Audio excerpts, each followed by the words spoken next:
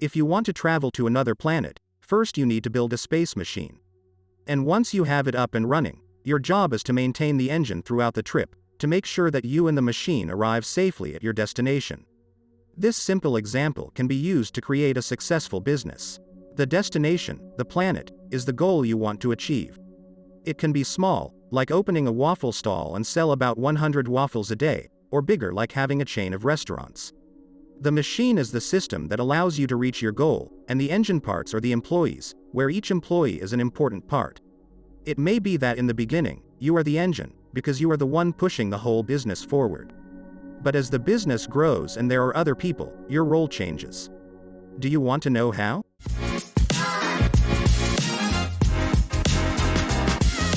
Hello and welcome to the Money Street. Gradually you become the mechanic who checks and maintains the engine when necessary. If the business is like a machine, there are two things you need to have in order for this machine to be efficient and get you to your destination. First, every machine needs a system, which indicates who is responsible for each task and how they should execute it. Think of it this way: every goal consists of several tasks. Normally, one person performs a certain task and then passes it to another person, who does his part and passes the task to the next person, and so on until the goal is reached. Then the whole process is repeated over and over again. In other words, tasks come in and are passed from one employee to another until everything is done and finished. If we have a system, and we know who is responsible for each task, it is easy to recognize where a problem occurred and who needs help or push. Without a system, we make more mistakes. Without a system, we blame each other for failures. Without a system, a mechanic's job becomes a nightmare.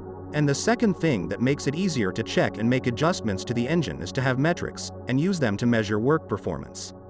For example, you know that doing a certain task in your company normally takes 1 day of work, but it turns out that the person in charge is taking 3 days to finish it. This is a sign that something is wrong. There is a problem that needs your attention. No one likes to be criticized because we take it personally, but if we go by the numbers, no one will take it as a personal attack. It is the facts that speak. With a good system, point number 1, and correct metrics, point number 2, the work of a mechanic, that is the manager, is almost automatic, because it is easy for him to find where the problem is and to know where the problem is and know what to emphasize to get the job done. This is what we have learned from Ray Dalio's book Principles. Take it into account the next time you want to build a business or make your current business go further. We wish you a lot of success. If you are enjoying this video and want to be aware of new videos, subscribe to this channel and turn on notifications. So, how to have a successful business? We explain it to you. If you remember the video above where Sophia managed her own cookie business, you will remember that she started her business because she wanted to be her own boss. But if you don't have a boss, who is the boss?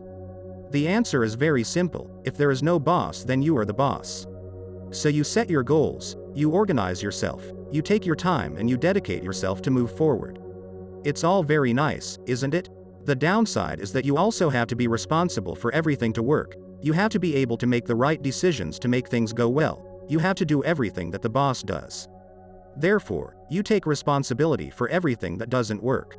In the first part, Sophia starts doing what she likes the most, baking cookies, but she soon realizes that she has many more tasks. Because of this, she has to demand more from herself, and she reaches a point where she can't do it all anymore. At that point, she decides to hire someone. Earlier we mentioned that everything is a cycle, where one starts a task and passes it on to the next.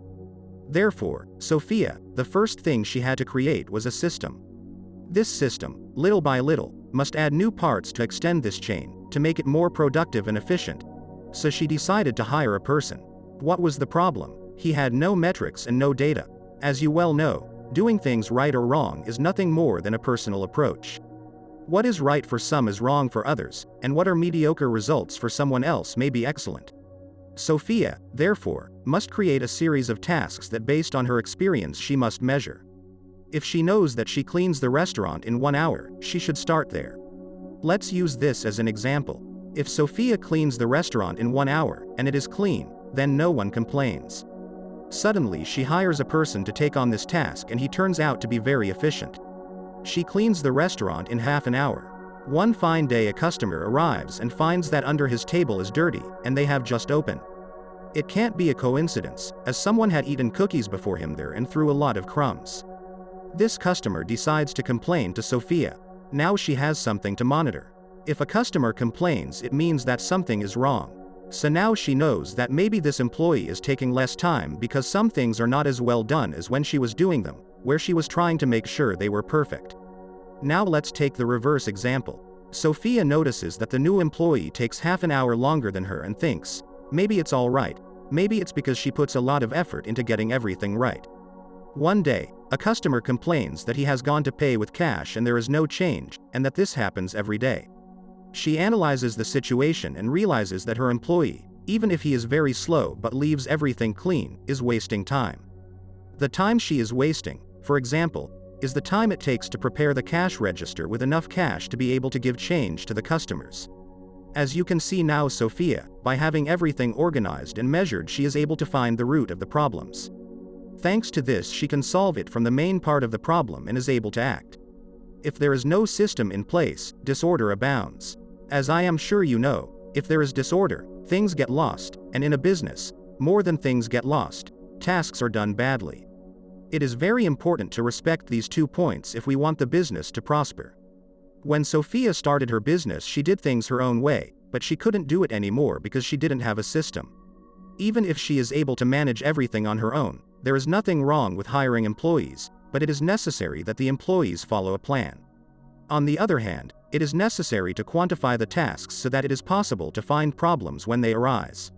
Monitoring employees serves to make things work, and what doesn't work to fix it.